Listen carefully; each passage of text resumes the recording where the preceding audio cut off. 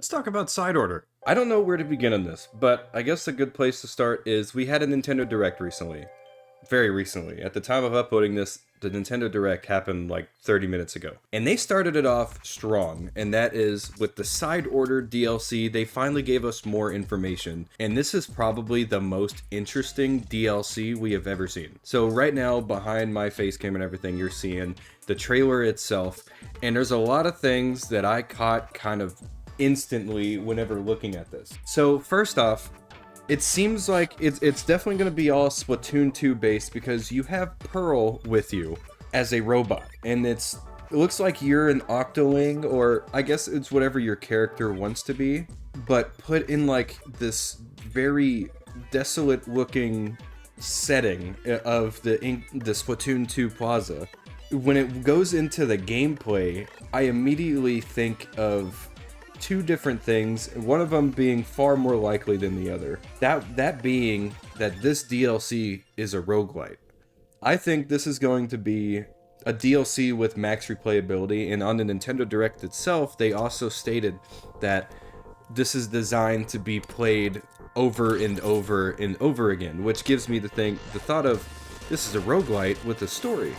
So we have a new character in the game called Ock, who is a very interesting looking character. Looks a lot like Deadfish, if you ever seen what that character was. The Deadfish is like a musical artist in this game that has some of the better music in the soundtrack. But whenever you're looking at this trailer, you notice some UI elements, especially when it comes to upgrades that Pearl can give you throughout the game. And those upgrades seem like they can be big time upgrades, not just like something that is like you have 2 or 3 stages of upgrades.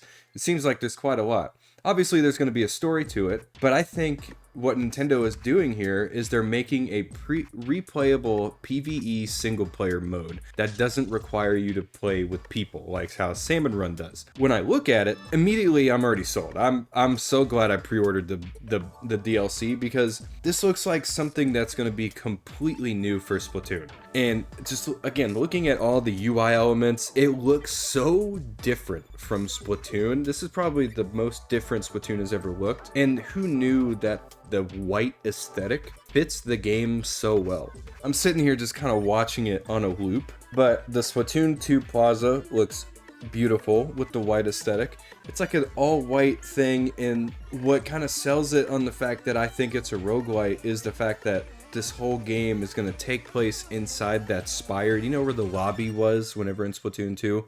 That big tower, that's where the game says it's going to take place. It's obviously in the plaza, but everything's going to be inside that spire. And holy crap. So that's what I'm thinking. It's going to be a roguelite that you're going to play over and over again. You're going to get better with upgrades, like with permanent upgrades at the very least.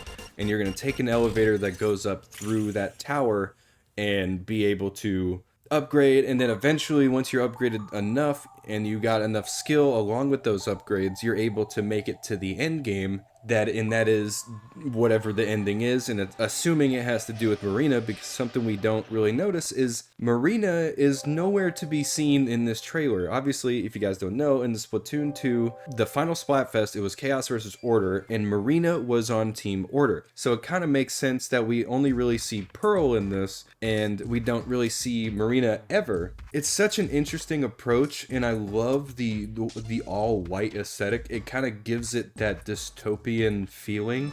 It's like everything has to be perfect, so everything is kind of like one color. And then there's like the ominous graphics along with it. That's a big thing with roguelike games, is they're designed around replayability, even though you play on similar environments. And you can see a lot of the combat in this is more or less just you fighting off hordes of these really cool looking enemies.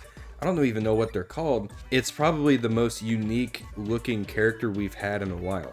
I think the one thing that has instantly sold me on this DLC is the fact that it looks like it has roguelite elements, especially one screenshot that I'll post up on screen now. You can see that there's chips.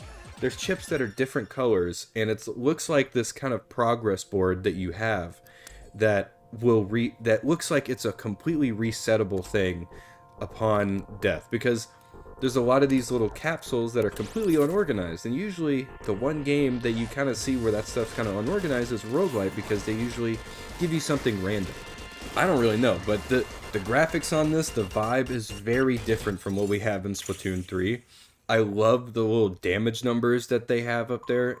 The sheer amount of stuff that they showed in just a minute and 51 seconds is incredible. And I'll link the trailer down in the description below so you can watch it for yourself. I'll also link the Nintendo Direct that just happened. The release date, I'm glad it, at least in an area in time, is confirmed. It is confirmed for spring 2024. Part of me was really hoping that it would release on chill season, like this year, upcoming December. But I think the fact that they're deciding that they're taking more time on it and they're releasing it around, again, spring 2024, which I would believe is fresh season. That seems to be the more realistic release date. So we got about like 6 months. And I think that's okay. I'm definitely going to be on top of content whenever we do that. We're probably going to be live streaming most of the single player campaign. It's probably going to be really hard. Who knows how it's going to be, but I think it looks fun. It looks really good. I really like the dualies that you have there. It seems like it's very Splatoon 2 themed, and I think that's awesome. And I wonder if those white dualies that we saw in the trailer is what we'll get as a kind of like a reward for beating the DLC.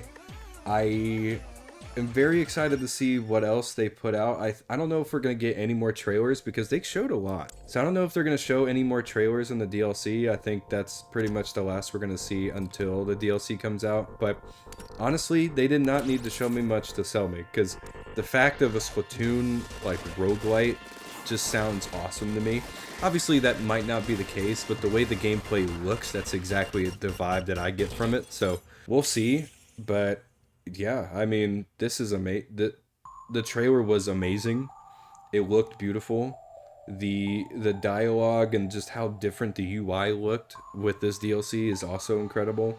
There's so much here that looks amazing.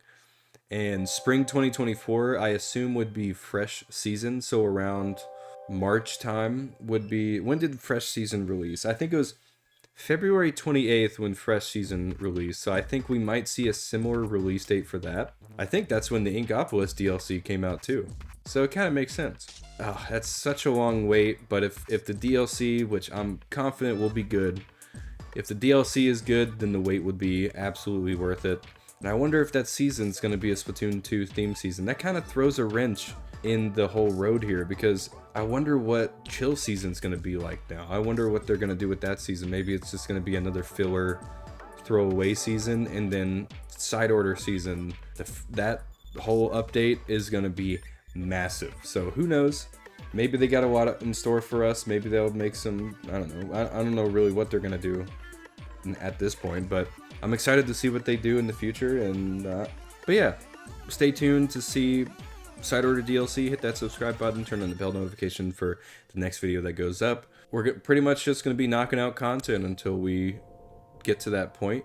It's going to be a long wait, but I feel like it's going to be, the fact that we know a specific area and time makes it a lot more bearable in terms of waiting for it, I think. But anyways, hopefully you guys did enjoy the video. Make sure to leave a like if you did. Make sure to subscribe if you're brand new to the channel. And let me know down in the comment section below, what did you think of the side order DLC trailer? I personally love it. Do I think it's going to be better than an Octo expansion? Who knows? The fact that it's a replayable thing might make it better, but who knows?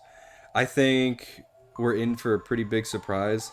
And I would like to hear more about the DLC before it comes out, but I wouldn't be surprised if this is the only trailer we saw. So again, all that stuff is linked down in the description below to the Nintendo Direct and the side order DLC trailer. But just so you know, the Direct literally starts with the side order DLC trailer. So I'm just going to put both of those in the description for you anyways. Yeah, I love you all.